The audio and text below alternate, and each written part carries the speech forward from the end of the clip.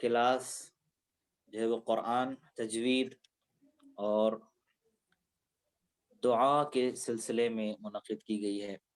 جو پرانے افراد ہیں ان تمام کا، اور جو نئے آنے والے اسٹوڈنٹس ہیں ان تمام کا خیر مقدم استقبال اور ویلکم کرتا ہوں۔ ہمارے درس کا روال یہی ہے کہ کسی طریقے سے ہم تعلیمات اہل بیت علیہم السلام اور تعلیمات قرآن کی روشنی میں اپنے دین اور اپنی ذمہ داریوں کو اچھی طریقے سے سمجھ سکیں۔ آج کا پہلا درس ہے۔ میرے علم میں نہیں ہے کہ کتنے وہ اسٹوڈنٹس ہیں کہ جو تازہ تشریف لائے، اسٹوڈنٹس ہیں کہ جو پرانے ہیں، لیکن ایک بات جو اپنے اس سیشن کے سلسلے میں ضروری سمجھتا ہوں، جو ہم زیارتیں پڑھتے ہیں ہمارے درس کے آغاز میں، وہ زیارتیں اسٹوڈنٹس سے اس بات کی جو ہے وہ امید ہے کہ وہ ان زیارتوں کو سن کر کے کسی طرح ہر روز ایک زیارت جو اس دن سے مخصوص ہوتی ہے جس معصوم کی، وہ پڑھنے کی عادت ڈالیں۔ اس لیے کہ ہمارا وہ دن کہ جو ائمہ علیہ السلام سے ارتباط، رابطہ اور کانٹیکٹ کے ذریعے سے ہوتا ہے، اور اس احساس کے ساتھ ہوتا ہے کہ ہمارے وقت کے امام کی نگاہیں ہماری طرف جو ہے وہ مبذول ہوتی ہیں، اور خصوصاً وہ ائمہ کی جن کی ہم زیارت پڑھتے ہیں۔ اور یہ بات پریکٹیکلی بھی روزمرہ کی زندگی میں ہم محسوس کر سکتے ہیں۔ اگر آپ کو کسی بھی بندے نے اگر آپ کو سلام کیا تو یقیناً آپ کی فوراً توجہ اس بندے خدا کی طرف ہوتی ہے کہ یہ آواز سلام کی میرے پاس جو ہے وہ کہاں سے آ رہی ہے۔ تو یہ ائمہ علیہ السلام کی روزانہ زیارتوں کا جو فلسفہ ہے وہ یہی ہے کہ ہم ائمہ علیہ السلام کو اپنی جانب جب ہم سلام کرتے ہیں تو یقیناً جس امام کی یا جن ائمہ کی ہم زیارت پڑھ رہے ہیں ان ائمہ علیہ السلام کی توجہ ہماری طرف ہوتی ہے، اور جب ائمہ علیہ السلام کی توجہ ہماری طرف ہوتی ہے اور ہمیں اس بات کا احساس ہوتا ہے کہ ہمارا امام ہم کو دیکھ رہا ہے، اور یہ بات قرآن کی آیات کی روشنی میں بھی ثابت ہے کہ جہاں پر ارشاد ہوا بسم اللہ الرحمن الرحیم قل اعملوا فسیر اللہ عملکم ورسولہ والمؤمنون، تم جو کچھ کرو خدا دیکھ رہا ہے، اس کا رسول دیکھ رہا ہے، اور اہل بیت علیہ السلام یعنی امام معصوم حجت پروردگار آپ کو دیکھ رہی۔ تو جب انسان کو یہ احساس ہوتا ہے کہ ہمارا امام ہم کو دیکھ رہا ہے تو پھر اس کا نفس، اس کا اختیار جو ہے وہ یہ سوچتا ہے کہ جب ہمارا امام ہم کو دیکھ رہا ہے تو پھر ہم برا کرنے سے بچیں، برا سوچنے سے بچیں، اور پھر انسان کی وہ چینجنگ اور وہ بدلاؤ آتا ہے جو انسان جو ہے وہ خود محسوس کرتا ہے، اور وہ بدلاؤ کہ جو خداوند عالم ہم انسانوں میں دیکھنا چاہتا ہے کہ وہ دین، اسلام اور اچھائی کی طرف گامزن ہوں۔ بہرحال دوسری بات ہمارے درس کے سلسلے میں ہے کہ ہمارا درس قرآن کے سلسلے میں ہے۔ قرآن مجید خداوند عالم کا وہ کلام ہے کہ جو ہدایت بشری کے لیے، انسان کی رہنمائی کے لیے اور صاحبان تقوی کی ہدایت کے لیے نازل ہوا ہے، اور یہ خداوند عالم کا وہ کانسٹیٹیوشن ہے، وہ اصول اور ضوابط اور قوانین سے بھرپور ایک وہ قانون ہے کہ جو ہر انسان کو زندگی کے ہر شعبے میں رہنمائی کرتا ہوا نظر آتا ہے۔ اندھیری راہوں میں، تاریکی راہوں میں، اندھیرے گھپ راستوں میں انسان کی ہے وہ ہدایت اور اس کے لیے مشعل راہ بنتا ہے۔ قرآن کریم کو سیکھنا ہم تمام کے لیے ضروری ہے، اس لیے کہ ہم جس اسلام کو فالو کر رہے ہیں اس اسلام کے کانسٹیٹیوشن کا نام ہے قرآن کریم۔ لیکن قرآن کو پڑھنے کے لیے اس سے پہلے بھی جو ہمارے جو پرانے اسٹوڈنٹس ہیں وہ جانتے ہیں کہ قرآن کو پڑھنے کا، جب قرآن خداوند عالم کی جانب سے پیغمبر کے توسط سے ہم تک پہنچا ہے تو پھر اللہ اور رسول ہی بتلائیں گے کہ قرآن کو کیسے پڑھا جائے۔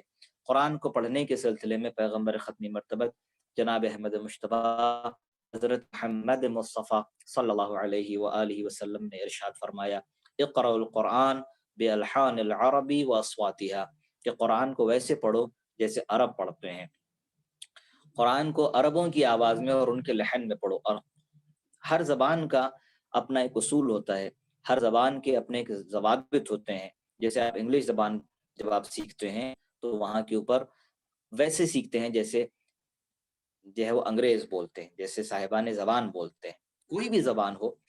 تو جب آپ زبان سیکھتے ہیں تو اس کا پروننسیشن اور اس کا تلفظ یہ سب ویسے سیکھتے ہیں جیسے صاحبان زبان سیکھتے ہیں، یعنی جن کی وہ لینگویج ہوتی ہے۔ تو جب قرآن کریم ہمارے دین مقدس اسلام کا وہ کانسٹیٹیوشن اور وہ اصول اور ضوابط کا مسودہ ہے، تو ہم کو قرآن ویسے ہی سیکھنا چاہیے کہ جیسے عرب پڑھتے ہیں۔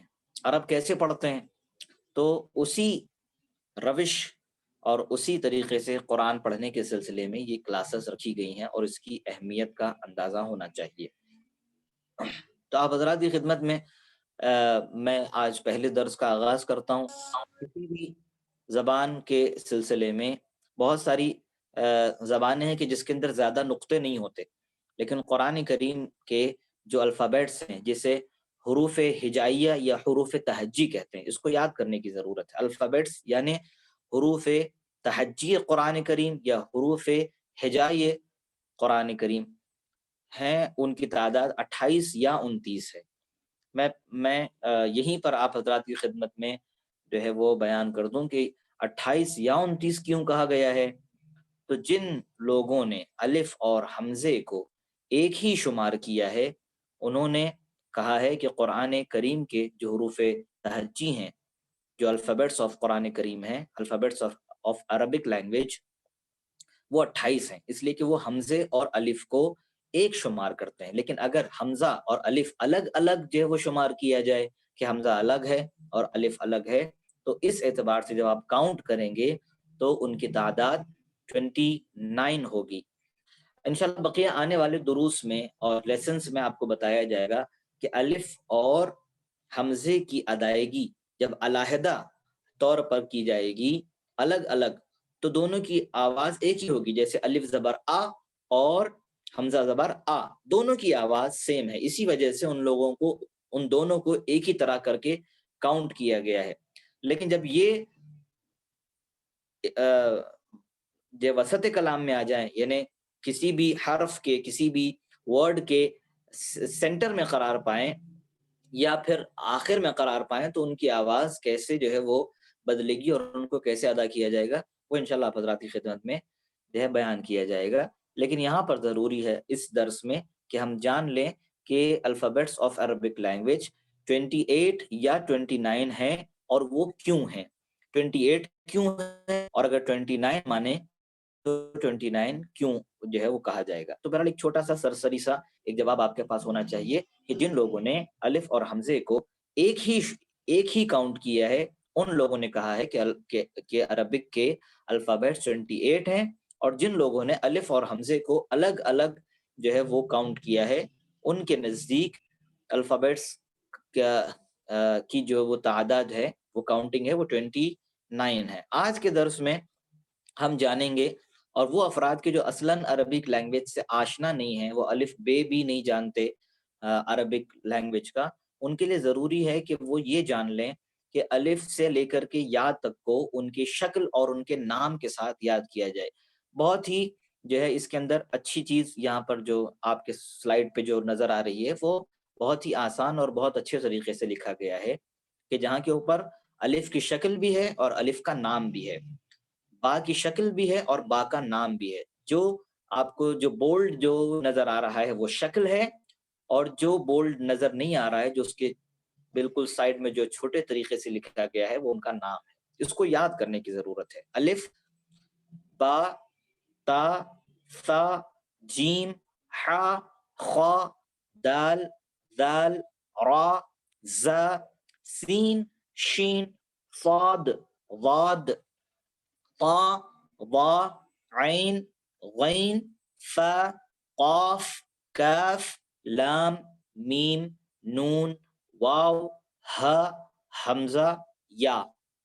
یہ جو بڑی یا آپ کے جو ہے وہ بالکل چھوٹی یا کے بغل میں جو بڑی یا ہے، وہ عربی میں بھی لکھی جاتی ہے، لیکن اس کا تلفظ بالکل یا کی طرح ہی ہوتا ہے۔ لیکن اگر یہی بڑی یا اردو میں اگر لکھی جائے تو اس کا جو پروننسیشن ہے، جو اس کا تلفظ ہے، وہ الگ ہوگا۔ لیکن یہاں پر یہ بڑی یا اس وجہ سے لکھی گئی ہے کہ عربک لینگویج میں بھی چھوٹی یا کو بڑی یا کی شکل میں لکھا جاتا ہے، وہ اس کا دوسرا فاؤنٹ ہے، لیکن اس کی آواز میں کوئی طرح کی تبدیلی یا بدلاؤ یا چینجنگ نہیں ہوگی۔ لیکن اگر یہی بڑی یا اردو میں استعمال ہوگی، اردو میں لکھی جائے گی، تو اس کے تلفظ اور اس کی ادائیگی اور اس کا پروننسیشن الگ ہوگا۔ بہرحال جو میں نے آپ حضرات کو پڑھ کر کے سنایا ہے، عربک الفابیٹس کو آپ اسی طریقے سے یاد کریں، اور اس بات کی طرف بھی آپ کی توجہ ہونی چاہیے کہ ہم جب اس کو ادا کریں تو اس کے گرچہ اس کے مخارج یہ کہاں سے نکلیں گے اور اس کی صحیح ادائیگی کیا ہوگی وہ آپ کے آنے والے لیسنز میں بیان کیا جائے گا، لیکن جب آپ اس کو یاد کریں تو ایسے ہی یاد کریں تاکہ آپ کی قرآن کے ساتھ ساتھ شروع ہی سے اس کی ادائیگی اور اس کی تجوید بھی آپ کو آ جائے، اور اس کے قواعد انشاءاللہ بعد میں آپ کو یاد کرائے جائیں گے۔ بہرحال میں پھر سے اس کو پڑھتا ہوں تاکہ آپ اس کو اس کی صحیح ادائیگی کے ساتھ بار بار سننے کے بعد یاد کریں۔ بسم اللہ الرحمن الرحیم۔ الف الف، با با، تا تا، ثا ثا، جیم جیم، حا حا، خا۔ آپ نے غور فرمایا ہا اور ہا کے بعد ہم نے خا نہیں کہا ہے، بلکہ اس کو تھوڑا بہت واو کے ساتھ پڑھا ہے، وہ اس کا ادائیگی کا صحیح طریقہ ہے۔ ہا خا، ہا خا، دال دال، دال اور ثا کو ادا کرتے وقت آپ اپنی زبان کو آپ کے سامنے والے دونوں اوپر اور نیچے کے دونوں دانت کے درمیان میں ذری سی آپ زبان آپ باہر لائیں گے، تب جا کر کے ثا اور دال ادا ہوگا۔ تو ہا خا دال دال، را را، زا را زا، را زا، سین شین، صاد صاد، ضاد۔ عام طور پر جب ہم ہندوستان میں یا شبہ قارہ کے بعض ممالک میں جب ہم یہ استادی ماں سے یا استاد سے پڑھتے ہیں تو وہ سوات اور زوات کہتے ہیں، سوات اور زوات، جبکہ ان کا پروننسیشن ہے ایسا ہونا چاہیے، صاد واد، صاد واد۔ پھر طا طا، ضا، عین غین، عین غین، فا فا، قاف قاف، کاف کاف، قاف کاف، لام میم نون واو ہا ہا۔ اندر آپ کو بالکل یہاں سے آواز نکالنا ہے، جو آپ کے پیٹ سے آپ کو خود کو محسوس ہوگا کہ پیٹ کی ہوا خالی ہو رہی ہے۔ ہا، حمزہ، یا بہت سارے جو ہے وہ الفابیٹ سے آپ واقف ہیں اور آپ صحیح اس کو ادا کر سکتے ہیں، جیسے لام اور میم اور نون واو، یہ سب جو ہے وہ آپ کو آتا ہے، فا۔ لیکن کچھ ایسے جو الفابیٹس ہیں کہ جن کی آپ کو پریکٹس کرنی پڑے گی، یعنی یہ 28 یا 29 میں سے بہت سارے ایسے الفابیٹس ہیں کہ جو آپ آسانی سے ادا کرتے تھے، کرتے ہیں اور کرتے رہیں گے، لیکن کچھ الفابیٹس آپ کو 28 یا 29 پر زحمت کرنے کی ضرورت نہیں ہے۔ بہت سارے الفابیٹس آپ جانتے ہیں، لیکن جو نہیں جانتے یا جن کی ادائیگی آپ صحیح نہیں کر پا رہے ہیں، بس اس پر آپ کی توجہ ہونی چاہیے۔ جیسے الف آپ عام طور پر ادا کرتے ہیں، بولتے بھی ہیں، با تا یہ آپ کے لیے واضح ہے اور روشن ہے بالکل، لیکن سا کے لیے ابھی سے آپ عادت ڈالیں کہ سا جب بھی آپ ادا کریں گے حرف سا، تو اس کی ادائیگی میں آپ کی یہ زبان کا بالکل سامنے والا حصہ جسے زبان کی نوک کہتے ہیں، وہ آپ کے اوپر اور نیچے دونوں دانتوں کے درمیان میں لانے کی ابھی سے عادت ڈالیں۔ سا جیم آپ ادا کرتے ہیں اور ادا کرتے ہیں، اس میں بھی آپ کو زحمت کی ضرورت نہیں ہے۔ تو ابھی ان 6 حروف میں سے آپ کو صرف اور صرف ایک حرف پہ توجہ دینے کی ضرورت ہے، بقیہ الف با تا اور جیم آپ ادا کرتے ہیں، بس چھٹے حرف پہ آپ کو، بلکہ 5ویں حرف پہ آپ کو توجہ دینے کی ضرورت ہے۔ دوسری لائن میں ہا، ہا آپ ادا کرتے ہیں لیکن اس کو آپ کو حلق سے ادا کرنا ہے. خواہ بھی آپ ادا کرتے ہیں لیکن خواہ بولتے ہیں، لیکن ہم کو جب عربک کے جب آپ الفابیٹس میں جب آپ پڑھیں گے تو اس کو ذرا سا خواہ کے بجائے خواہ پڑھیں. خواہ خواہ تو ہا اور خواہ. دال آپ کو پتا ہے دال کی ادائیگی میں بالکل سا کی طرح اپنی زبان کی نوک کو اپنے سامنے والے دونوں دانتوں کے درمیان میں لانا چاہیے. سا اور زال ایک ہی طرح سے ادا ہوگا.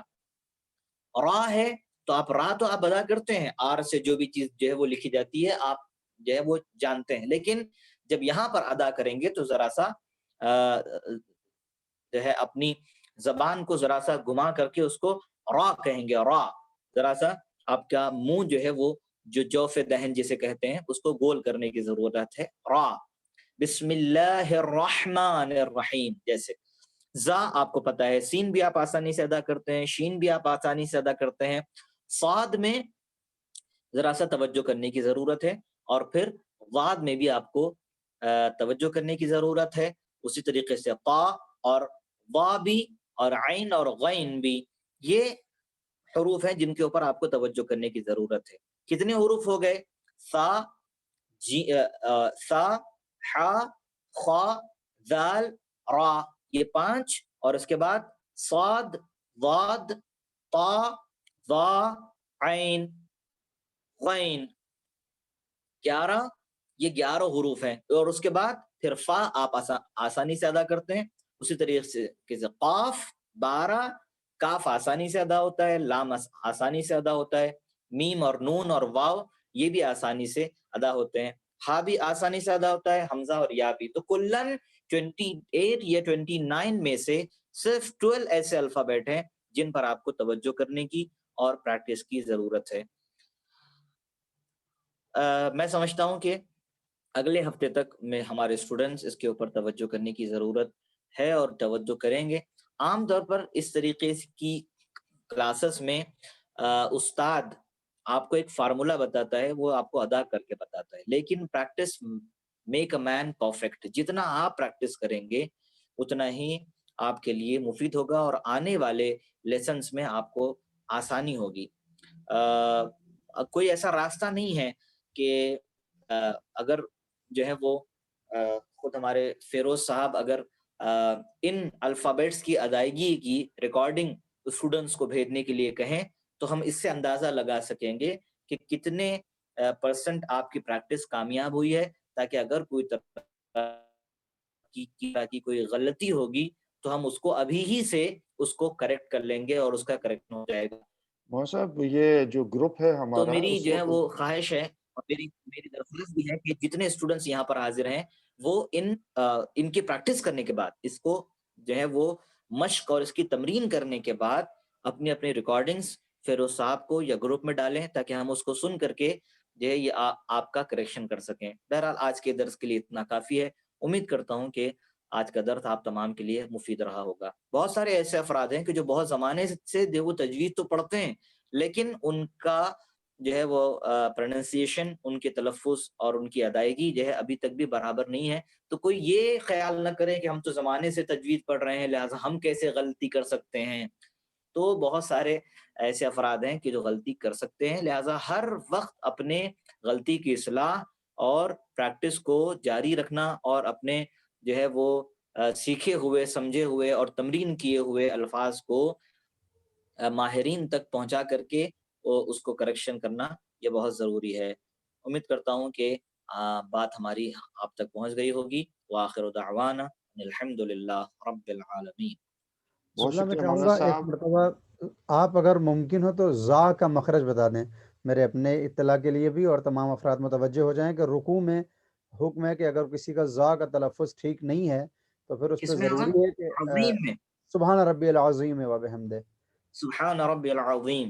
عظیم میں اگر جو ہے وہ نو کی زبان دندانہ جو ہے جو ہے ثنایا کے پیچھے جو ہے وہ لگتی ہے اور جوف دہن میں جو ہے ہوا ہوتی ہے.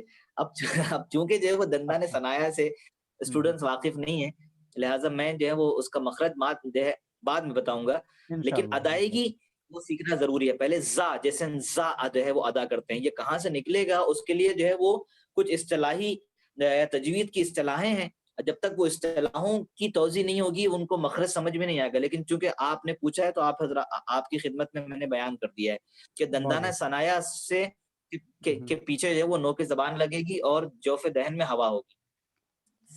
بہت بہتر، بہت بہتر. بہت بہت شکریہ مولانا صاحب. ہم یہ چاہیں گے کہ بچے جو ہیں وہ گروپ میں جو ہے جو یہ واٹس ایپ گروپ ہے اس میں جو ہے مولانا صاحب نے جیسے بتایا اس میں اپنی آواز میں یہ جو الفاظ ہیں جو الفابیٹس ہیں عربک اس کو ایک دفعہ پڑھ کے اور اپنے نام کے ساتھ ڈالیں تاکہ مولانا صاحب دیکھ سکیں اور کریکشن کر سکیں. اگر آپ جو ہے وہ قرآنی جو ہے وہ اسٹوڈنٹس کی کا ایک جو ہے گروپ صرف اور صرف ہمارے لیے جو ہے وہ اگر بنا دیں کہ ہم جو ہے وہ اپنے اسٹوڈنٹس سے رابطے میں رہیں جی جی تو میں سمجھتا ہوں وہ زیادہ مفید ہوگا، اس لیے کہ آپ کے پاس آلریڈی بہت زیادہ گروپ ہیں، آپ کس گروپ کو مینٹین کریں گے. نہیں جو ہمارا گروپ ہے جو اس کا الگ گروپ ہے اسی میں ہاں آپ ڈال قرآن سکتے ہیں، بات کر سکتے ہیں. کیئر وائس کا جو ہے وہ سب سے جی پہلا گروپ ہے اور آپ بھی اس میں ہیں، ایڈمن ہیں آپ جی اس مجھے میں پتا. آپ اس میں ان لوگوں سے بات بھی کر سکتے ہیں، ڈال بھی سکتے ہیں اور ان سے جو ہے وہ ہوم ورک چیک بھی کر سکتے ہیں اور ان کا جواب بھی دے سکتے ہیں. تو یہ ہے کہ آپ جب ایک کو کریکٹ کریں گے تو ہو سکتا ہے دوسرا بچہ بھی سن لے اور اس کو بھی جی اس کا وہ ہو سکتا ہے. درست ہے.